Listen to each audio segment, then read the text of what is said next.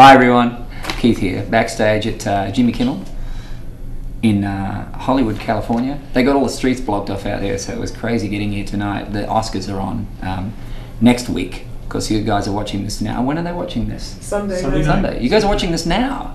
We're going to put this on now. No, not the TV. Well, no, Yeah, Sunday night. Yeah, Sunday night after the Oscars. Are they going to watch this? Yeah, Kimmel. No, you're asking. No, it might be Oh, now. this video? He's asking when. This they're is my watching team. this. It's so organized. Crazy organized. This is how the professionals do it, folks. This is how it's done. Tonight or tomorrow. Yeah. It's what? Tonight or tomorrow. Okay. Anyway, good morning, good afternoon, good evening. I feel like Truman. And good night. And good night. Because when I leave for the night, I ain't coming back. Okay. We're going to answer some questions now and put hip hop on the side. This first one's from Jen in Ohio. And she wants to know, many of your songs are written from such a private place. Do you find it difficult to find them? No, that would be weird. Let's start. We'll edit that bit. Actually, you can just leave it in, people. We're total professionals here. She says, many of your songs are written from such a private place. Do you find it difficult to record them and put them out there for everyone to hear? No, I don't think so. I mean, not yet.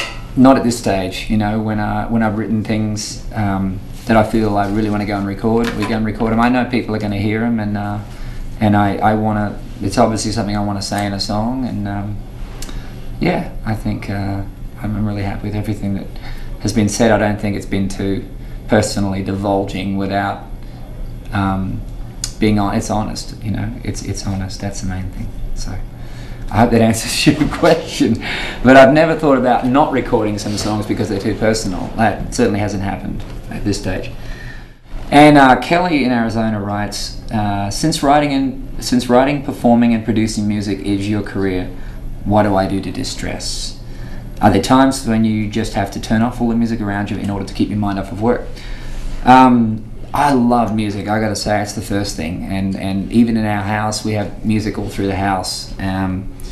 Depending on the time of day, it might be like classical music or swingers and, you know, jazz swing singers and that sort of thing, vocalists from like the 40s and 50s, or maybe some reggae or something like that, just sort of so the house always has some kind of music going on in it, which for me is distressing. You know, I de-stress by just not hearing my own music for a change.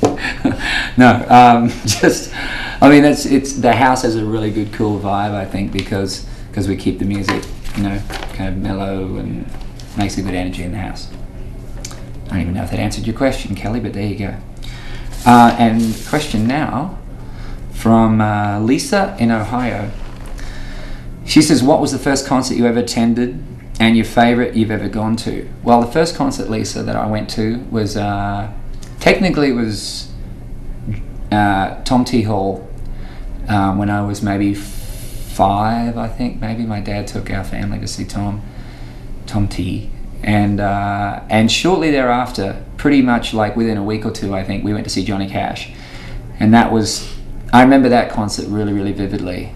It was a really, really profound night. But probably the one that had the biggest impact on me that I remember, that was a real turning point for me, was Joe Mellencamp on the Lonesome Jubilee Tour, 1988 in Australia, in Brisbane.